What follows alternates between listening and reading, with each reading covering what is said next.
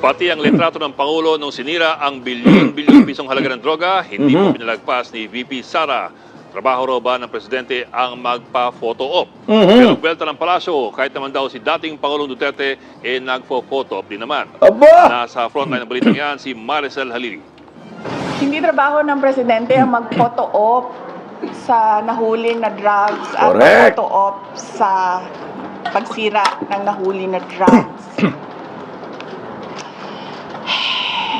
Tinawanan at napabuntong hininga si Vice President Sara Duterte sa pictures ni Pangulong Bongbong Marcos sa pagsira sa nasabat na 9.4 billion pesos na halaga ng shabu. Pero na back to you ni Palace Press Officer Undersecretary Claire Castro ang BC. Anong baktoyo? Antindi talaga rin ang amat sa mga yadba media baktoyo. Paano na baktoyo? Dahil sa props? Sige nga, kung baktoyo, pag-usapan natin. Hindi po ito pang photo ops lang. Aha! Ito ay nagsisilbing babala sa mga kriminal. Ano daw? Hindi daw ito photo ops lang, kundi ito ay silbing babala sa mga kriminal. Ubob, no? Sigurado ka babala sa mga kriminal. Ganito ho kasi yun. Pag sinasabi mong babala sa kriminal, no, masasamang tao, unang-una, merong mga pronouncement ang presidente, nagalit siya sa mga kriminal. Di ba ho? Yun talagang hinasabi mo pananakot sa mga kriminal. Babala. No? Galit ako sa inyo, kagaya si Tatay Digong, my God, I hate drugs.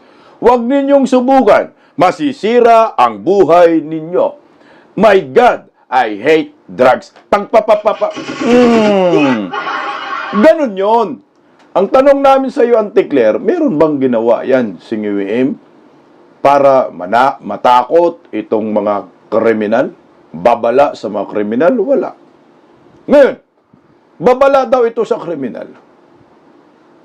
Auntie Claire, inamin ng amo mo. No? Sa kanyang presko, na tila nga ba ho, siya nakahuli ng polvoron na yan, animal, palutang-lutang sa dagat. O, hindi papalutang-lutang, talagang pinalutang.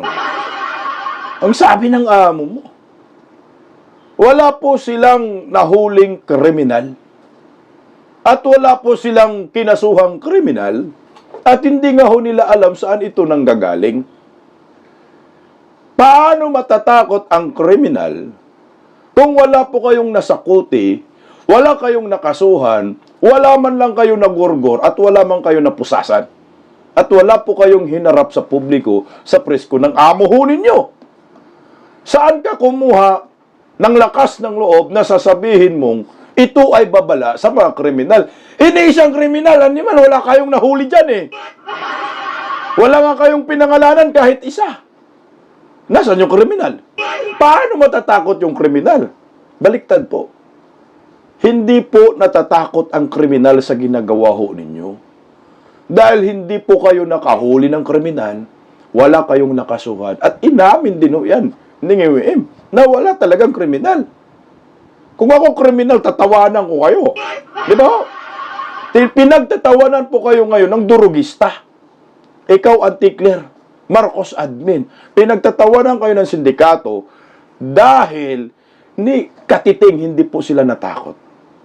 Babala? Hindi ho sana hinuli ninyo yung mga durugista kung talagang babala ho eh. Nagsampol man sana kayo. Tingnan mo. Yung bunganga nitong spokesperson, tama si Inday Zara.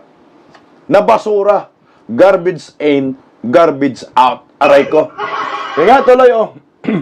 Baka po nakalimutan din po ng Vice Presidente na ang kanyang ama ay nagkaroon din po ng pagwi-witness sa incineration ng 7.51 billion dangerous drugs sa Cavite.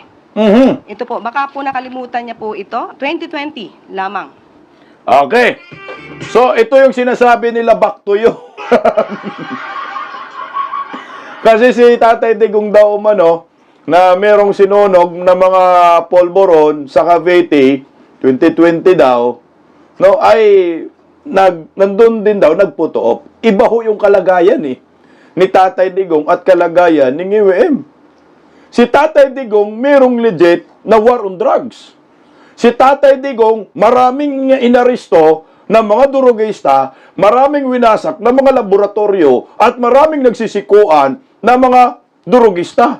Kaya nga ho nagkaroon si Tatay Digong ng drug rehabilitation sa Nueva Ecija na I think donate din yan ng China. Di ba ho? Dahil maraming nagsisoko ng mga drug addict at doon pinagdadala ni Tatay Digong para ma-rehab. Ewan ko lang ngayon kung yung rehabilitation ba, meron bang mga durugista na rehab doon? Baka wala na. Baka ginawa pa ng factory ng mga bugok ngayon yun. Factory ng pulburon. Iba ho yun, kalagayan na yun. Si Tatay Digong may nahuli na mga durugista. May nagurgor na mga sindikato. Legit operation. Pero ito, Marcos admin, tanong ko po sa inyo, sino bang tangingot na durugista magtatapon ng halagang bilyones na pulburon dyan sa karagatan at palutang-lutang lang? Pag-isipan nyo po. Gaano kasira ulo na po ngayon ang mga durugista? Nasobrahan na ba sila ngayon dahil anli na?